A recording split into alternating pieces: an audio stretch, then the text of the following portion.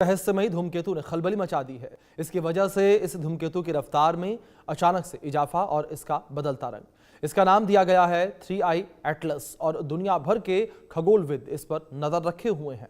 यह हमारे सौर मंडल में देखा गया केवल तीसरा अंतर तारकीय पिंड है। यह हाल ही में सूरज के सबसे करीब से गुजरा है और अब पृथ्वी की ओर आ रहा है। भूमध्य रेखा के पास वाले लो लैटिट्यूड्स वाले इलाकों में इससे सबसे ज्यादा खतरा है, तो वहीं उत्तरी गोलार्ध भी खतरे में है। चिंता की बात यहां पर यह है कि दुनिया की 90% आबादी इसी उत्तरी गोलार्ध में रहती है। 1 जुलाई 2025 चिली के रियो हर्टाडो में मौजूद एटलस टेलीस्कोप नेटवर्क ने दर्ज किया एक अनोखा संकेत, एक ऐसा पिंड जो हमारे सौर मंडल से बाहर से आया था। नाम दिया गया 3I एटलस। ये अब तक का तीसरा इंटरस्टेलर ऑब्जेक्ट है, यानी सूरज से बंधा नहीं बल्कि किसी और तारे से निकलकर हमारे पास आया एक यात्री। वैज्ञानिकों के मुताबिक 3I एटलस अक्टूबर 2025 के आखिरी तक सूरज के सबसे करीब पहुंचा। करीब 1.4 खगोलीय इकाई की दूरी पर धरती के पास आने की कोई संभावना नहीं। इसका न्यूनतम फासला लगभग 1.8 AU यानी खगोलीय इकाई रहेगा। लेकिन इसकी उड़ान से ज्यादा चौंकाने वाला है इसका व्यवहार। जेम्स वेब स्पेस टेलीस्कोप के आंकड़ों ने बताया कि इसके कोमा यानी गैस क्लाउड में कार्बन डाइऑक्साइड की मात्रा पानी से 8 गुना ज्यादा है।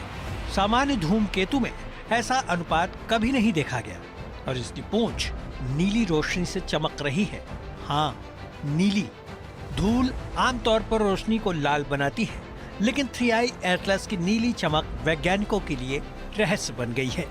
इस ऑब्जेक्ट का रंग, इसकी कक्षा और इसमें से निकलती गैस की धाराएं सब कुछ किसी सामान्य धूमकेतु जैसा नहीं है। ये संकेत ये हो सकता है कि किसी कृत्रिम या एलियन तकनीक का हिस्सा हो। हार्वर्ड के प्रोफेसर एवी लोएब और फिजिसिस्ट मिचियो काकू दोनों ही मानते हैं कि इस ऑब्जेक्ट में कुछ तो अननेचुरल है। हालांकि नासा अब भी कहता है ये सिर्फ एक असामान्य लेकिन प्राकृतिक धूमकेतु हो सकता है। इस बीच अरबपति एलन मस्क ने भी इस पर प्रतिक्रिया दी और एक पॉडकास्ट में उन्होंने कहा, अगर मुझे एलियंस के सबूत मिलते हैं तो मैं सबसे पहले तुम्हारे शो पर आकर बताऊंगा। और मुस्कुराते हुए मस्क ने यह भी जोड़ा, मैं कभी आत्महत्या नहीं करूंगा, अभी भी नहीं। तो सवाल यही है कि क्या 3I एटलस किसी एलियन सभ्यता का संदेशवाहक है या बस एक रहस्यमयी धूमकेतु जो हमें हमारी सीमाओं की याद दिला रहा है। वैज्ञानिक अभी जांच में जुटे हैं, लेकिन इस कहानी से एक बात साफ हो गई कि हम ब्रह्मांड में अकेले नहीं हो सकते हैं। Bureau report, India news. 24 मई 2025 को चिली के रियो हर्टाडो में स्थित एटलस धूमकेतु की खोज की, जिसके बाद इस धूमकेतु को लेकर वैज्ञानिकों को कई तरह की आशंकाएं हैं। लेकिन अब इस धूमकेतु को लेकर चौंकाने वाली खबर निकलकर सामने आई है। बताया जा रहा है कि सूरज इस धूमकेतु की यात्रा में विलन बन रहा है, जिसके वजह से इसके टुकड़े हो गए हैं। वैज्ञानिकों का मानना है कि ये काइपर बेल्ट से आया प्राचीन धूमकेतु है, जो पहली बार भीतर के सौर मंडल में पहुंचकर गर्मी नहीं झेल पाया और टूट गया।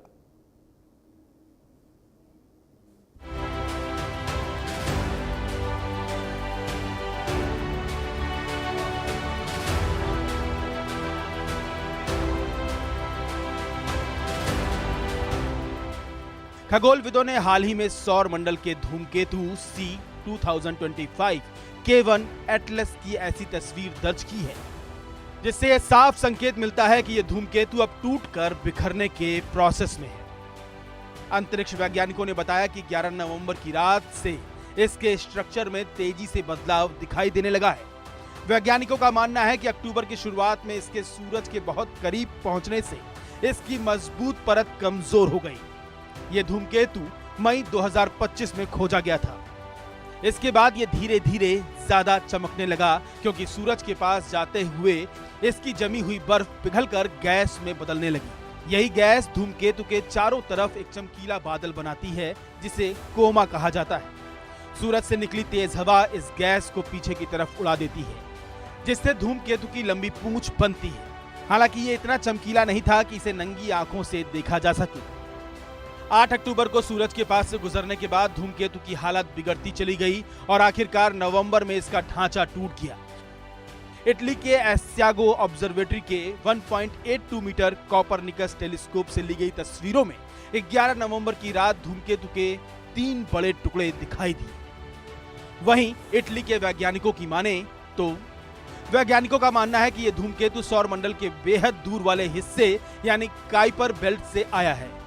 यह इलाका बर्फीली वस्तुओं से भरा हुआ है जिन्हें सौर मंडल की शुरुआत का अवशेष माना जाता है।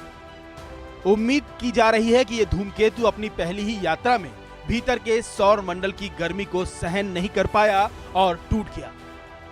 वैज्ञानिकों के लिए ऐसी चीजें बेहद महत्वपूर्ण होती हैं क्योंकि इन्हें सौर मंडल का टाइम कैप्सूल कहा जाता है। इनका अध्ययन ये समझने में मदद करता है कि हमारे ग्रहों की शुरुआती रचना कैसी रही होगी। Bureau report, India news.